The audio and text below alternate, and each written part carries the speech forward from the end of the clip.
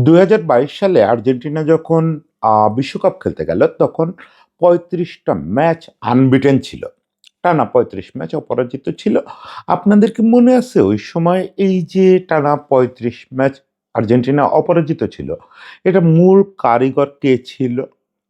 হয়তো এখন হঠাৎ করে আপনার মনে হবে যে অবশ্যই লিওনেল মেসি। আমি একমত। অবশ্যই লিওনেল স্কালোনি। আমি একমত। কিন্তু আসল কারিগর যদি আমরা খুঁজি তাহলে দেখব সেই আসল কারিগরটার নাম হচ্ছে জিওভানি লো সেলসো। এখন এই লো সেলসো কোথায়? লো সেলসো তো একদম আউট অফ সিন হয়ে গেল না? বিশ্বকাপের আগে ইনজুরিতে পড়লো, বিশ্বকাপটা খেলতেই পারল না। তারপরেও কিন্তু লেসলসো মোটামুটিভাবে ফিরে আসছিল। মোটামুটি না, বেশ ভালোভাবেই ফিরে আসছিল। এবং একটা স্বপ্ন দেখা হচ্ছিল যে এই ছেলেটা ২২ বিশ্বকাপে যেটা পারে নাই, ২৬ বিশ্বকাপে সেটা পোষায় দিবে। হ্যাঁ, এই মুহূর্তে মিডফিল্ডে তার পক্ষে ফার্স্ট 11 এ জায়গা করে নেওয়া খুব কঠিন। যদি সবকিছু ঠিক থাকতো তাও খুব কঠিন, খুব কঠিন। কিন্তু একটা অপেক্ষা তো থাকতে পারতো যে ২০২৬ বিশ্বকাপে ম্যাজিকটা আবার লেসলসই দেখাবে, যেটা তার ২০২২ পাওনা ছিল। না, সেই জায়গাটায় এই ট্রাজিক ছেলেটারে ট্রাজেডি ছাড়ল না। এই সময়ে এসে আবার ইনজুরিতে পড়ল। আবার ইনজুরিতে পড়ল, ৩ মাসের জন্য ছিটকে গেল। যেটা শুনলে আপনার মনে হতে পারে যে না, ৩ মাসে তো বিশ্বকাপ মিস করার কথা না। কিন্তু রিয়েলিটি হচ্ছে আরেকবার ৩ মাসের ইনজুরির পর ফিরে এসে স্কালোনির দলে জায়গা করে নেওয়া প্রায় অসম্ভব। আমরা একটু লেসলসোর ট্রাজেডি নিয়ে আজকে গল্প করব। সেই সঙ্গে বলব যে এখন আর কেন ইনজুরিতে পড়ার পরে লেসলসোর পক্ষে আর্জেন্টিনার ২৬ বিশ্বকাপের দলে জায়গা তৈরি করে নেওয়া সম্ভব না। কারা আসলে তার এখন চ্যালেঞ্জার, কারা তাকে ঢুকতেই দিবে না, সেই জিনিসটা আজকে একটু আলোচনা করব। আজকে আমাদের জাতীয় সংসদ নির্বাচনের ফলাফল মোটামুটি আপনাদের সবার হাতে চলে আসছে। গতকালকে রাত থেকেই আপনারা জেনে ফেলছেন আমরা একটা নতুন সরকার পেতে যাচ্ছি এবং সম্ভবত নিরঙ্কুশ সংখ্যাগরিষ্ঠতার সরকার। ফলে আমরা আবার স্পোর্টসে ফিরে আসি। এই সরকারের কাছে আমাদের চাওয়া থাকবে যে আপনারা কাদের ভোটে নির্বাচিত হচ্ছেন এটা ভুলে যাবেন। মনে করবেন যে দেশের সবাই আপনাদেরকে ভোট দিচ্ছে, আপনারা ২০ কোটি মানুষের সরকার। এবং মানে যত বেশি আসন পাবেন তত বেশি রেসপন্সিবিলিটি, তত বেশি পাওয়ার না। এবং আমরা স্পোর্টসের জায়গা থেকে আশা করব যে মহাবিতর্কগুলো নিয়ে আমাদের চলতে হয়েছে পথগুলো, সেই জায়গাগুলো আপনারা সঠিকভাবে সমাধান করবেন। আমরা আমাদের মতো স্পোর্টস নিয়েই গল্প করতে থাকব। সামনে ২৬ বিশ্বকাপ, ফলে আমাদেরকে এখন নানা রকম ফুটবলের গল্প বলতে হবে। আপনারা রাজনীতি নিয়ে থাকবেন, আমরা খেলা নিয়ে থাকব। তো যেহেতু ২৬ বিশ্বকাপের কথা বললাম, ২৬ বিশ্বকাপে আমার যেহেতু সবচেয়ে আগ্রহ যে আর্জেন্টিনার টিমটা কেমন হবে, সেটা একটা শেপ পাওয়া তো শুরু হচ্ছে। সেই জায়গাটায় একটা বড় ধাক্কা আমি অন্তত খাইলাম। আমার ধারণা আর্জেন্টিনার টিম যারা খুব ফলো করেন তারাও খাইছেন। সেটা হচ্ছে জিওভানি লো সেলসো আবার ইনজুরিতে পড়ছে। লো সেলসোর ইনজুরিটা যারা আরকি আমার মতো মৌসুমী ফ্যান, এই ২০২২ বিশ্বকাপের জয়টাই শুধু দেখছেন, অভিযানটাই শুধু দেখছেন, তাদের জন্য খুব বড় কিছু না। লেসলসো ছাড়া তো আমরা বিশ্বকাপই জিতছি। আর কে লেসলসো? কিন্তু আপনি যদি মেসিকে জিজ্ঞেস করেন তাহলে মেসি আ একটু চমকে উঠে আপনার দিকে তাকায় বলবে যে, "হি ওয়াজ মাই ৫ সেকেন্ড পার্টনার।" ৫ সেকেন্ড পার্টনারশিপটা কি জিনিস? এই জিনিসটা কিন্তু লিওনেল স্কালোনির মেসির জন্য সবচেয়ে বড় আবিষ্কার ছিল। দেখেন, মেসি যখন ২০২২ বিশ্বকাপে ঢুকতেছে, মানে ২০২২ বিশ্বকাপের বিল্ড আপ প্রসেস যখন, ততক্ষণে কিন্তু মেসি আর ১১-১২ মেসি নাই। এটুক তো স্বীকার করতে হবে। ২২ বিশ্বকাপেও আপনি যে মেসিকে পাইছেন ২৬ এ তা পাবেন না। এবং মেসির সার্ভিসটা আরো যাতে বেটার বের করা যায় কম পরিশ্রমের ভিতর দিয়ে, সেটা ম্যানেজমেন্টকে মাথায় রাখতে হয়। তো ২২ বিশ্বকাপের বিল্ড আপে ওই জিনিসটা স্কালোনির খুব মাথায় ছিল। আমরা যে কথায় বলি যে মেসিকে নির্ভর করা হয়েছে, মেসিকে নির্ভর করা হয়েছে। এটা তো কোনো তুড়ির ব্যাপার না। এটাতে কিছু ট্যাকটিক্যাল মুভ নেওয়া লাগে এবং ওইটা পূরণ করার মতো কিছু লোক লাগে। সেই জায়গাটায় আপনারা দেখছেন যে মেসির ডিফেন্সিভ ওয়ার্ক রেট কমানোর ক্ষেত্রে তাকে ভয়াবহ সাপোর্ট করে রদ্রিগো ডি পল। এবং তার অফেন্সিভ ওয়ার্ক রেটে তাকে দারুণ কোঅপারেট করার ক্ষেত্রে ওই ম্যাজিকটা দেখাতে হচ্ছে জিওভানি লো সেলসো। লো সোলসো ছোটবেলা থেকে খুব ট্রাজিক ক্যারেক্টার, খুব ট্রাজিক ক্যারেক্টার। ছোটবেলায় দুবলা পাতলা ছিল বলে ওরে কয়েকবার বিভিন্ন একাডেমিতে ট্রায়াল দেওয়ার পরেও বের করে দিছে। রোজারিওর ছেলে। ডি মারিয়া, মেসি ওদের শহরের ছেলে। রোজারিও সেন্ট্রালের একাডেমিতে শেষ পর্যন্ত ঠাঁই পাইছে, তাও প্রায়ই জানেন মূল প্র্যাকটিসের সুযোগ পেত না। কারণ ও শারীরিকভাবে খুব দুর্বল এবং ওরে এখনো দেখতে আপনার খুব গাট্টা-গোট্টা লাগে। কিন্তু ও কিন্তু ওই একদম ম্যাজিশিয়ান টাইপের, পাবলো আইমার টাইপের ফুটবলার। ও ওই ডিফেন্সিভ কাজে খুব একটা নামতে পারে না, শারীরিক শক্তি কম, ওয়ান টাচ এবং সুপার পাস। ড্রিবলিং আইমার বা ওই লেভেলের না। One touch super pass. এই জিনিসটা মেসির জন্য খুব দরকার ছিল। এটাকেই আর্জেন্টাইনরা 5 সেকেন্ড থিওরি বলে। সেটা কিরকম? মেসিকে বল দেওয়া হবে, মেসি ড্রিবল পাস করবে ২-৪ জনকে, করে মেসি কাউকে বল দেবে। সেই ছেলেটা ৫ সেকেন্ডের মধ্যে, ৫ সেকেন্ডটা কথার কথা, মানে দ্রুততম সময়ের মধ্যে অফ দ্য বল প্রথমে তো পজিশন চেঞ্জ করবেই। উইথ দ্য বল সে খুব দ্রুত একটা পজিশনে গিয়ে মেসিকে বল ফিরায় দিবে। আবারও এভাবে 1 টু 1 চলতে থাকবে। যতক্ষণ সম্ভব, যতক্ষণ না ফাইনালি অ্যাটাকের জন্য বলটা তৈরি হচ্ছে। ফাইনাল অ্যাটাকের সময় সে লাউতারোকে দেওয়া হবে বা জুলিয়ান আলভারেজকে দেওয়া হবে বা মেসি নিজেই শুট করবে। এই যে বিল্ড আপের কাজটা, মানে ডিপল বা পারেদেস পেছন থেকে করে দিল, তখন পারেদেস করত। তখন আর্জেন্টিনার মিডফিল্ডটা এখনকার চেয়ে একটু কম ক্রিয়েটিভ ছিল, এই অর্থে ক্রিয়েটিভ অংশটা একা দেখত হচ্ছে জিওভানি লো সেলসো। আর ডিপল এবং পারেদেস দুজনই তুলনামূলক ডিফেন্সিভ। অ এই যে ২ জায়গা থেকে বিল্ড আপ হচ্ছে, তারপরে মেসির সঙ্গে পার্টনারশিপটা করতেছে, কার্যত মেসির ওই পরিশ্রমটা টেনে নিয়ে যাচ্ছে লেসোসো। তাকে ওই ক্রিয়েশনটা করে দিচ্ছে। কিন্তু লেসোলসো ইনজুরিতে মিস করল বিশ্বকাপটা। সেটা তো আপনারা জানেন। That was tragedy, that was tragedy. এবং পুরো আর্জেন্টিনা ভক্তরা সবাই ভেঙে পড়ছিল, যারা এই ৩৫ ম্যাচের খবরটা রাখে যে আর্জেন্টিনায় ৩৫ ম্যাচ কিভাবে আনবিটেন থাকলো। এবং মানে সৌদি আরবের বিপক্ষে আর্জেন্টিনা যখন হারলো, তখন তো বোঝাই গেল জিওভানি লো সেলসো নাই। মেসির সঙ্গে সে পার্টনার নাই। তার মানে কি হবে? তাহলে তো আর্জেন্টিনার মিডফিল্ড ওইদিন তো ছিলই না। কেউ আর্জেন্টিনার মিডফিল্ডে কোনো আ কাজের কাজ করতে পারতেছিল না। Paredes defensive, De Paul defensive. পরের ম্যাচটা থেকেই একটু করে আমরা দেখলাম যে পুরো ইকোসিস্টেমটা বদলে গেল এবং আর্জেন্টিনার মিডফিল্ড কনসেপ্টটাই বদলে গেল। সেটা কিরকম? ইভেন পারেদেসও আর মাঠে থাকলো না।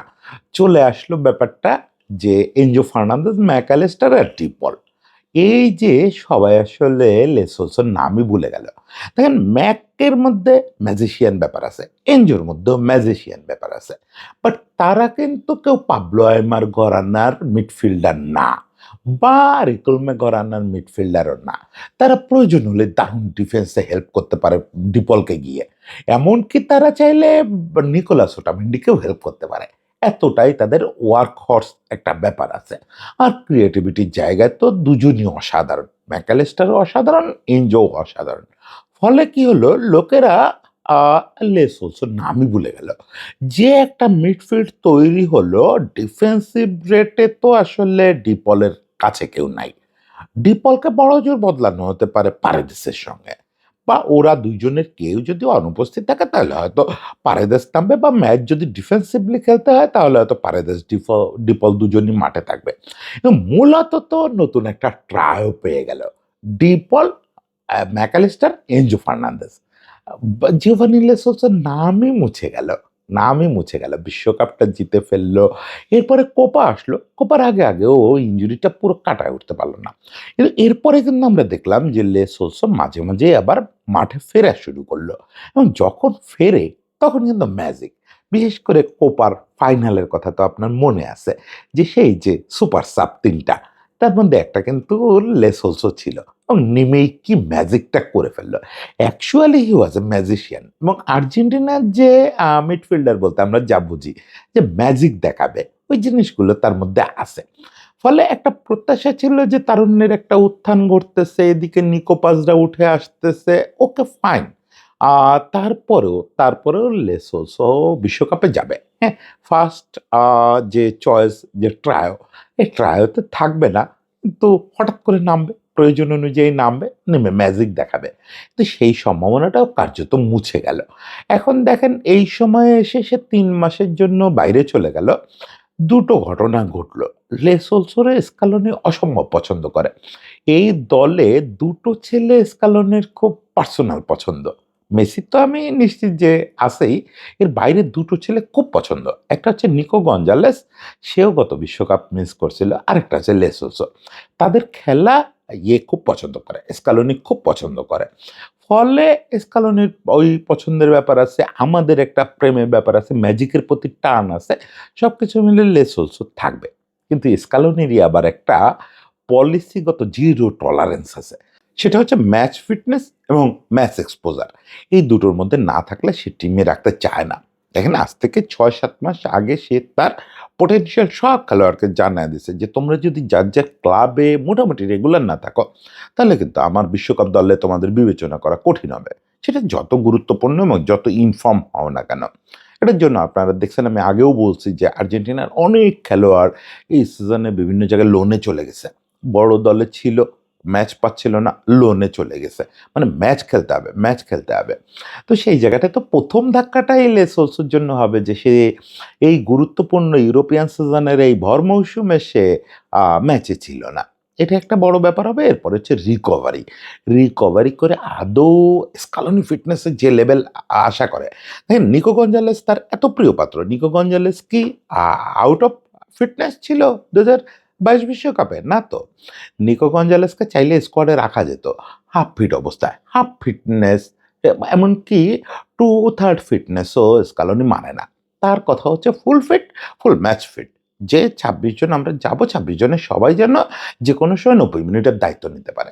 সেই জিনিসটাও অ্যাচিভ করা লেসোসোর জন্য খুব কঠিন হবে। এখন আমরা যদি তর্কের খাতিরে ধরেও নেই যে ওকে ম্যাচ এক্সপোজার এবং ম্যাচ ফিটনেস বাদ দিলেও লেসোসোর বোধহয় জায়গা হইতে পারে। না, ওই জিনিসগুলো যখন তার জন্য নেগেটিভ হবে, তার প্রতিদ্বন্দ্বীরা খুব ভয়াবহ। প্রথমত যে এই যে মিডফিল্ড যে ট্রায়োটা আছে, যতই আপনি ভাবেন যে ডি পল একটু ইন্টার মিয়ামিতে যাওয়ায় হয়তো একটু রেস্ট থেকে পিছায় গেছে। লাস্ট যে ম্যাচ খেলছে ওই ম্যাচে কি ডি পল ছিল? আমার খেয়াল নাই। তাই একটা ধারণা তৈরি হয়েছে যে ডি পল হয়তো রেস থেকে পিছায় গেছে। তো ডি পলকে তো আর লেসোসো রিপ্লেস করবে না। ডি পলকে যদি রিপ্লেস করতে হয়, ডি পল তো বিশ্বকাপ স্কোয়াডের বাইরে যাবে না। যদি এই স্টার্টিং ট্রায়োতে না থাকে তাহলে সেখানে অবশ্যই পারেদেস চলে আসবে। ডিপলের জায়গা তো আ আ লেসোলসোর নেওয়ার জন্য না। আর বাকি দুটো পজিশনে ম্যাকঅ্যালিস্টার এবং এনজোরে নিয়ে কথা বলার মতো অবস্থা বোধহয় নাই। এই মুহূর্তে ইংলিশ লিগেরও টপ ২ মিডফিল্ডার ২ দলের। ফলে এই ট্রায়ো নিয়ে ভাঙার কোনো সুযোগ নাই। এই ট্রায়োই স্টার্ট করবে। এখন ট্রায়োর বাইরে থেকে যদি আমরা হিসাব করা শুরু করি তাও দেখব লেসোলসোর আসলে ২৬ বিশ্বকাপের দলে জায়গা হচ্ছে না। ১ম এই যদি আপনি ৩ ব্যাকআপ ৩ দেখেন, এই যে যে ট্রায়ো খেলতেছে এদের ৩ ব্যাকআপ। তাহলে ১ম এই যে ৩ জন চোখ কাড়বে এবং অবশ্যই স্কালোনি এদেরই সবচেয়ে গুরুত্ব দিবে। লিয়ান্দ্রো পারেদেস, এজেকিয়েল ফার্নান্দেস আর নিকো পাস। এখন এই ৩ জনকে গুরুত্ব দেওয়ার কারণ কি?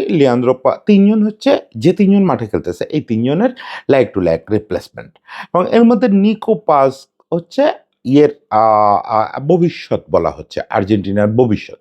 মানে নিকো পাস এখন মিডফিল্ডে ব্যাকআপ হিসাবে যাবে। আল্টিমেটলি সে হচ্ছে মেসির পজিশনটা নিবে। মেসির পজিশনটা নেওয়ার জন্য আরো একজন আ ফাইট করতেছে।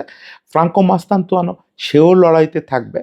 এখনো খুব নিশ্চিত না যে সেও কি মিডফিল্ডারদের এই লড়াইতে ঢুকতে পারবে। জায়গা তো আছে। ১ম আপনি যদি দেখেন স্টার্টিং 11 এ যে ৩ জনের কথা বললাম আমরা, তারা আছে। ব্যাকআপ হিসাবে অবশ্যই নিকো পাস, এজেকিয়েল ফার্নান্দেজ আর লিয়ান্দ্রো পারেদেস। পারেদেসকে আপনি যতই মনে করেন যে এই মুহূর্তে হয়তো ফর্মের খুব ভালো অবস্থান নেই, এক্সপেরিয়েন্স এবং ডিফেন্সিভ ওয়ার্ক রেটের কারণে তাকে রাখবে। মানে সাইড লাইনে রাখবে। দরকার হলে তাকে নামানো হবে। যদি ডিফেন্সিভ কাজ বেশি করতে হয়, সেক্ষেত্রে আরো একজন ক্রিয়েটিভ ঢুকানোর সুযোগ আছে। ফ্রাঙ্কো মাস্তান্তুয়ানোরে মিডফিল্ডার হিসাবে ঢুকায়ে দেওয়া যেতে পারে। ফ্রাঙ্কো মাস্তান্তুয়ানো আর নিকো পাস দুজন তখন একজন আরেকজনের কমপ্লিমেন্টারি। কে নেক্সট মেসি হবে সেই হিসাবে মাঝে, মাঝে হয়তো মিডফিল্ডে যাবে। মানে আসলে লক হয়ে গেল জায়গাটা। ৭ জনে লক হয়ে গেল। কিন্তু এই ৭ জন তো কম্পিটিটর না রে ভাই। এই জিওভানি লো সেলসোর কম্পিটিশনে আসার আগে আরো কয়েকজনকে পার করতে হবে। বিশেষত থিয়াগো আলমাদা এবং নিকো গঞ্জালেস। নিকো গঞ্জালেসই আছে।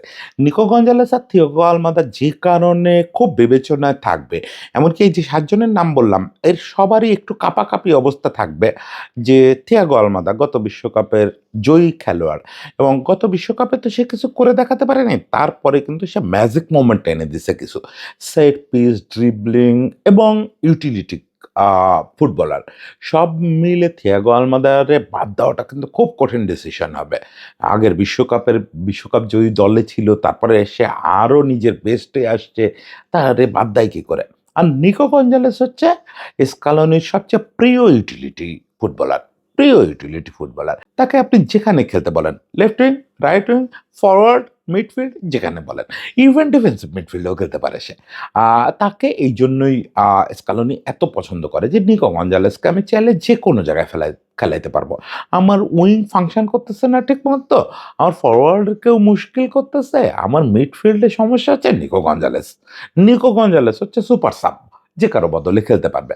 ফলে নিকো গঞ্জালেসেরও একটা প্রেশার থাকবে যে ওই ৭ জন, আমরা ধরে নিচ্ছি যে মিডফিল্ডার হিসাবে ৭ জন যাবে বিশ্বকাপে। ওই ৭ জনকে এর মধ্যে একজনকে আমি পুশ করে বের করে দিব। বা স্কালোনিরও একটা বিবেচনা থাকবে। এত ইউটিলিটি ক্রিকেটার আমাদেরকেই বা বাদ দেয় কি করে? মানে ৭ জনও কিন্তু ফিক্স না। ৭ জনের নাম আমি শুরুতেই বললাম। এর বাইরে থেকে এই ২ জন সুপার পুশ করবে। এমনকি যদি আনঅর্থোডক্স ভাবে কেউ চিন্তা করে তাহলে ক্লদিও এচেবেরিও এখানে একটা চ্যালেঞ্জার হয়ে দাঁড়াবে। ক্লদিও এচেবেরি আ এ খুব বেশি সামনে খেলে, কিন্তু সেও আসলে ফরওয়ার্ড সেটআপকেও যেমন চ্যালেঞ্জ করতে থাকবে, মিডফিল্ডকেও চ্যালেঞ্জ করতে থাকবে। সে বলবে যে মাস্তানতুনু আর নিকো পাস ২ ম্যাজিশিয়ানকে না নিয়ে আরেকজনরে বসায় আমারে নাও। তাইলে আমি তোমাকে নতুন কিছু দেখাইতে পারি। আমি দুষ্টুমি করে গোল করে দিব। আমার সঙ্গে জুটিটা ভালো জমবে, মাস্তানতুনুর জুটিটা ভালো জমবে। যাই হোক, মানে ওই জায়গাগুলোতে আবার স্কালোনির আরেকটা কল থাকবে যে এই এত বেশি বাচ্চা নিব কিনা? নিকো পাস, তারপর মাস্তানতুনু, এচেভেরি, এই এত বাচ্চা নিয়ে যাওয়াটা খুব একটা পছন্দ করবে না হয়তো স্কালোনি। কারণ এন্ড অফ দ্য ডে তো বিশ্বকাপ জেতার একটা ব্যাক অফ দ্য মাইন্ড থাকবেই। যতই বলুক যে আর যে পাওয়ার কিছু নাই, জয় নিয়ে অত ভাবতেছি না। বিশ্বকাপ তো জিততে হবে।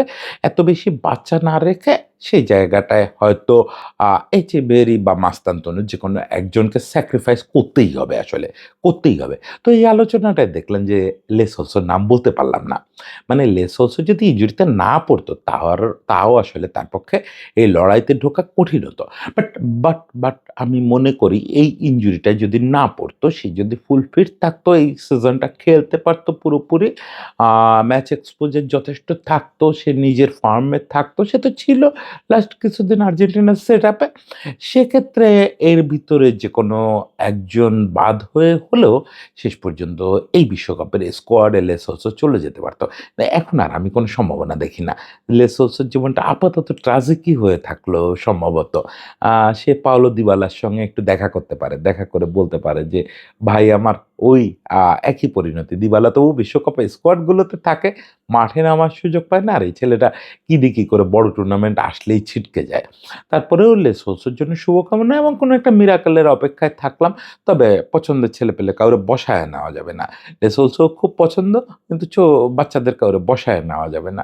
সবার জন্য শুভকামনা থাকলো। সবাই ভালো থাকবেন।